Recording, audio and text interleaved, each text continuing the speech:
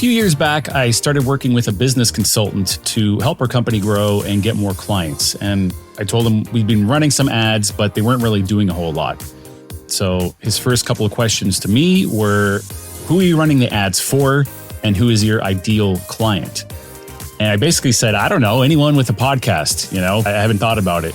And in my head, I was thinking, who cares about that? Just help me run some ads or fix our website or whatever we got to do. Let's just get this going. But I quickly learned how wrong that mindset was because as he explained to me, in order to reach and resonate with people who would be your ideal client, you've got to know who they are. You've got to know a lot about them actually, but that all starts with knowing who they are. If you could describe your perfect client in detail, who is this person? And if you don't know that, well, you've got a lot of problems.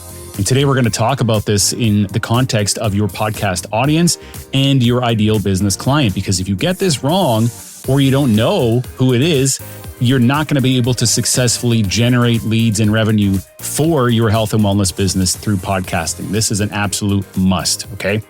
I'm your host, Joel Oliver, and this is Profits Through Podcasting. So I came across a health and wellness podcast recently, which had been around for a while. They were publishing episodes consistently, but they didn't seem to have much of a following.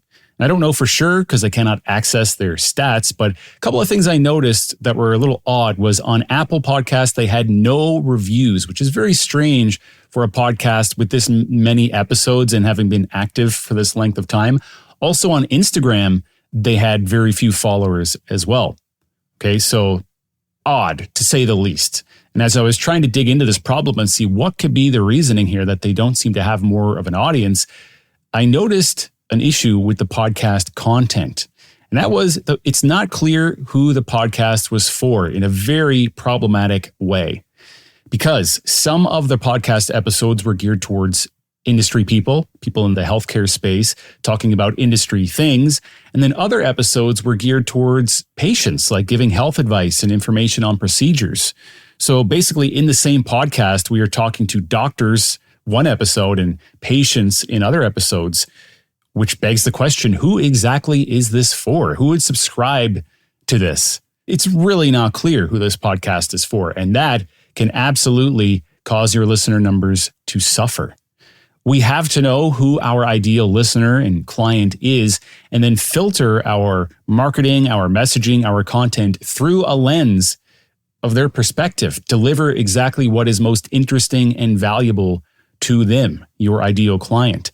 I had this conversation recently with one of our clients as well, who started a podcast with no real goal at that point. They just wanted to get it going and learn the ropes and eventually perhaps build out an online business or grow some authority, that sort of thing. So they didn't have a full strategy when they started, but it came to a point where they had got through the first year and now it was time to talk about strategy. So we discussed this as well and looked at their content and started to think about how we could really hone in on a certain audience and who that audience should be.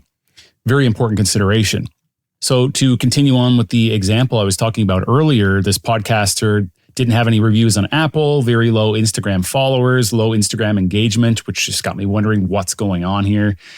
And of course, the podcast was very unclear who it was for, a mix of content. And then I noticed on Instagram, the same thing. There were posts for, let's call it consumers or patients, and then also industry on the same Instagram page. It just didn't make any sense. The reels that they were posting also, there were no hooks at the beginning to get people hooked and watch and interested and engaged in what the post was about. A hook is so crucial these days, and just out of context, these clips really didn't give much insight on their own. The whole thing didn't come across as polished. I noticed the reels were cutting off in the middle of sentences. That's just how they ended. Not appearing professional at all. Okay, so my judgment overall is just the content was not that good. It's not at the level it should be in the health and wellness space. Like this person was a doctor and then they're posting reels. I don't know if they're made from AI or what's going on, but they just cut off in the middle of a sentence. Not good. Okay. We've got to do better than that if you want to be a trusted authority in the health and wellness space. Whatever your particular niche is, you can actually do damage to your reputation and your image if you're putting out content like that. So not good at all. And then we have this issue of the content not being clear who it's for. So we really need to be aware of this. And now with all that said, what is the lesson here and how do we do it properly? Okay, because we know how not to do it. I've given you that example. So the lesson, to summarize, is that everything you do, the podcast, the Instagram content, your newsletters, LinkedIn posts, everything you put out needs to be useful and valuable to your ideal clients. As I said in the beginning, if you're not sure who that is, you've got to figure it out. It's the only way that we can begin to understand these people. Feel free to get in touch if you want to talk about that more. I'm not going to get too far into it here, but you can't create content for your ideal client if you don't know who they are. And when you do know that, you can make the content specifically for them because you understand their struggles and their goals. They will see your content and hear you speak and immediately know this is the person who can help me. This is the person that's going to help me solve my problems. This is the person I want to do business with. Right? There's not going to be any confusion. They will want to follow. They will be engaged. And of course, our hope is that at some point they will become a paying customer for your business. And one of the things that I did wrong up front, as I mentioned, when my consultant told me about all this, I was kind of dismissive, is I just thought this whole thing was very surface level. Who is your ideal client? Well, it's a person with a podcast. But no, this goes very deep. You can start by looking at all of your existing clients or some past clients and see who out of these were the best, what were the reasons. Go talk to them.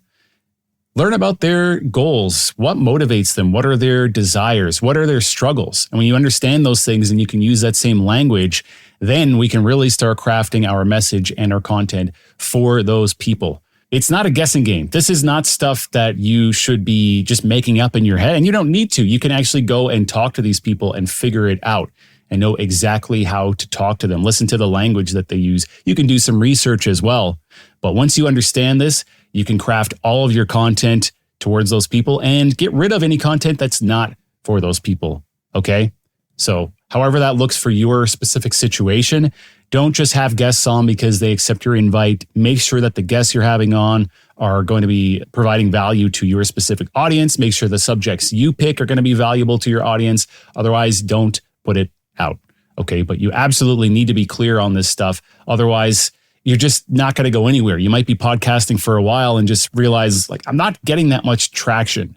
I'm doing everything that I think is correct. I'm promoting it, but it's just not really happening. Well, if you find that you're not speaking to anyone specifically, they're going to see that as well. And you're going to have a whole bunch of people who come across the podcast and just end up thinking, it's not for me. The problem is when everyone thinks that it's not for them, then no one thinks it's for them, right?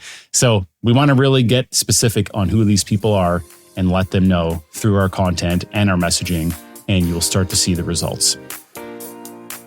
Join us again next time on Profits Through Podcasting for more insights on how to turn your health-focused podcast into a lead and revenue generation machine for your business.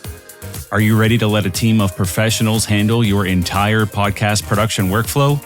East Coast Studio can help you elevate your podcast to the higher quality standards required for credibility in the health and wellness space. Plus, give you the guidance and support needed to podcast consistently, growing your impact and your sales.